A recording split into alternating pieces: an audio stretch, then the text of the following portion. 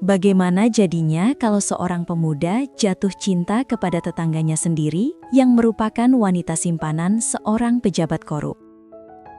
Film Cariño Brutal 2024 menceritakan hubungan terlarang yang awalnya hanya sekadar saling pandang, tapi perlahan berubah menjadi hubungan bercocok tanam. Lalu bagaimanakah kelanjutan hubungan mereka? Langsung saja kita masuk ke alur ceritanya. Cekicrot. Halika, mag-coffee ka muna. Huwag na. Lang. Hanggang ngayon nga nahihilo pa ako, pero Di awal film, kita diperlihatkan seorang pria bernama Ariel yang baru saja tiba di Manila untuk mencari pekerjaan demi mengubah nasibnya. Dikarenakan belum memiliki tempat tinggal, ia memutuskan untuk menumpang sementara di rumah sepupunya yang bernama Kito. Setelah menempuh perjalanan panjang, Ariel akhirnya sampai di rumah Kito dan disambut ramah oleh seorang pembantu bernama Marisa.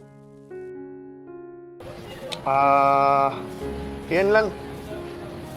Di saat mereka sedang sarapan, datanglah pacar Kito bernama Lily. Kemudian, Kito memperkenalkannya kepada Ariel. Setelah selesai sarapan, Marisa langsung mengantar Ariel ke kamar yang akan ia tempati.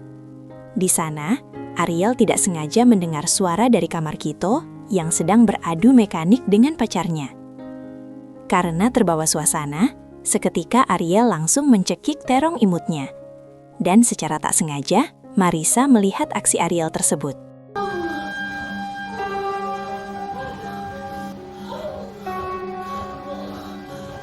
Pada pagi harinya, Ariel tidak sengaja melihat seorang wanita cantik yang tinggal di depan rumah Kito. Karena penasaran, Ariel langsung menanyakan kepada Marisa tentang wanita tersebut. Lalu, Marisa menceritakan bahwa wanita itu bernama Christine, yang merupakan simpanan seorang pejabat korup dan kejam bernama Edmund. Mendengar mereka membicarakan Christine, Kito langsung memperingatkan Ariel untuk tidak berurusan dengannya. Hal itu karena Edmund dikenal sangat jahat, serta tidak segan-segan menghabisi siapapun yang mengganggu kehidupannya. Ganong nung kailan lang. Baka Ginerahe. May sponsor ba? Pada suatu malam, Edmund mendatangi rumah Christine. Tanpa banyak babi bu, ia langsung mengunboxing serabi bakar milik Christine. Mau tak mau, Christine pun terpaksa harus melayani Edmund. Meskipun sebenarnya, ia sudah muak dengan kelakuannya dan hanya bertahan demi membiayai keluarganya.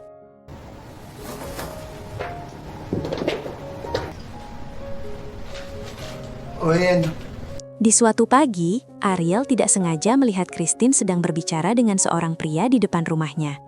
Setelah itu, Lily memperkenalkan sepupunya bernama Marla kepada Ariel, sekaligus mengajaknya untuk ikut minum ciu bersama mereka.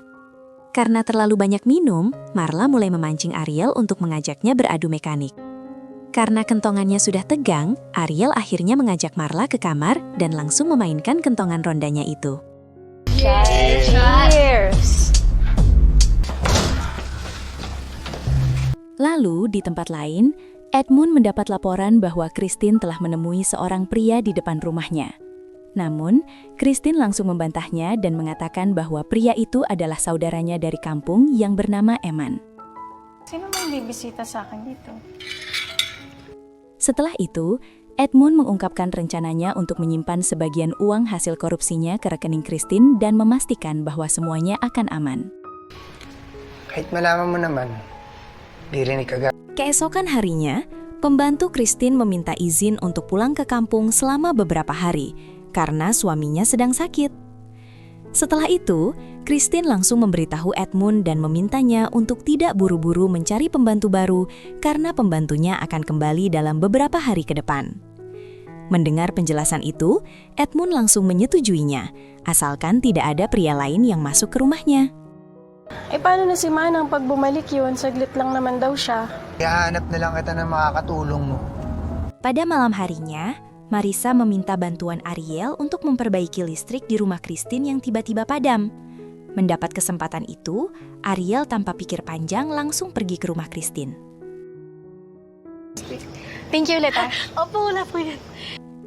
Setelah selesai memperbaikinya, Christine mengajak Ariel untuk minum kopi di rumahnya sambil curhat tentang kehidupan mereka masing-masing.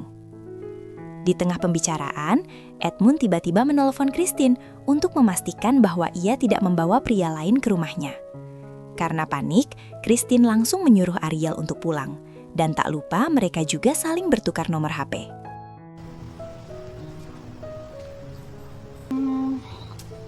May girlfriend ka na. Mengetahui Ariel pulang dari rumah Christine, Kito kembali memperingatkan sepupunya itu untuk segera menjauhi wanita tersebut. Namun bukannya menjauh, Ariel malah semakin penasaran dan mulai sering memperhatikan rumah Christine. Pada suatu malam, Christine secara diam-diam menghubungi Ariel dan memintanya untuk datang ke rumahnya. Di sana, Christine mulai menceritakan bahwa ia sangat menderita hidup bersama Edmund dan ingin melarikan diri. Mendengar pengakuan itu, Ariel sama sekali tidak dapat berbuat apa-apa karena sejujurnya ia juga sangat takut dengan Edmund. Namun karena terbawa suasana, Christine malah mengajak Ariel untuk mencicipi serabi bakarnya.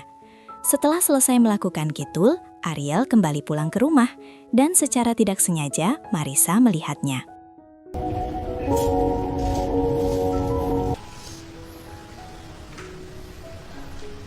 Beberapa hari kemudian, Christine diminta Edmund untuk mengajukan permohonan kotak brankas di bank dan menyetorkan sebagian uang haramnya. Dengan terpaksa, Christine akhirnya menuruti permintaan Edmund, meskipun ia sangat takut karena telah menyimpan uang hasil korupsi di rekeningnya. Sementara itu, Marissa yang pernah melihat Ariel keluar dari rumah Christine, diam-diam memberitahukan hal tersebut kepada sopir Edmund. Para sa city deposit box. Natang bumisita dyan yung boss mo. Pada suatu malam, Ariel diam-diam kembali mendatangi rumah Christine dan langsung mengajaknya untuk berkitul ria.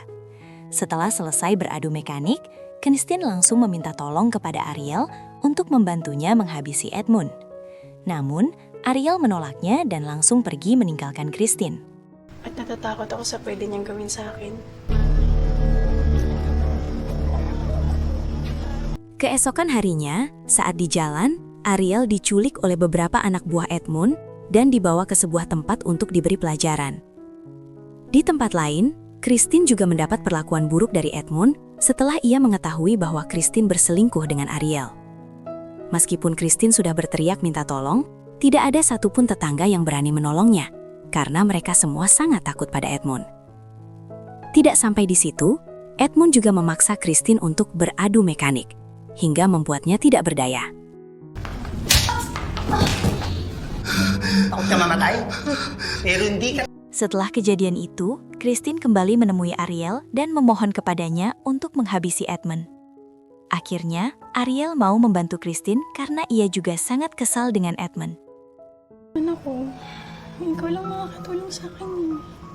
Untuk menjalankan rencananya, Christine memasukkan obat tidur ke dalam minuman Edmund. Setelah Edmund terlelap, Christine langsung menghubungi Ariel dan memintanya untuk datang ke rumahnya. Namun, beberapa saat kemudian, Edmund tiba-tiba terbangun dan langsung menyerang Christine. Beruntung, Ariel berhasil menolongnya dan langsung menyuntikkan racun ke tubuh Edmund hingga membuatnya tewas. Setelah berhasil menghabisi Edmund, keesokan harinya rumah Christine sudah dipenuhi polisi dan Edmund ditemukan tewas akibat keracunan.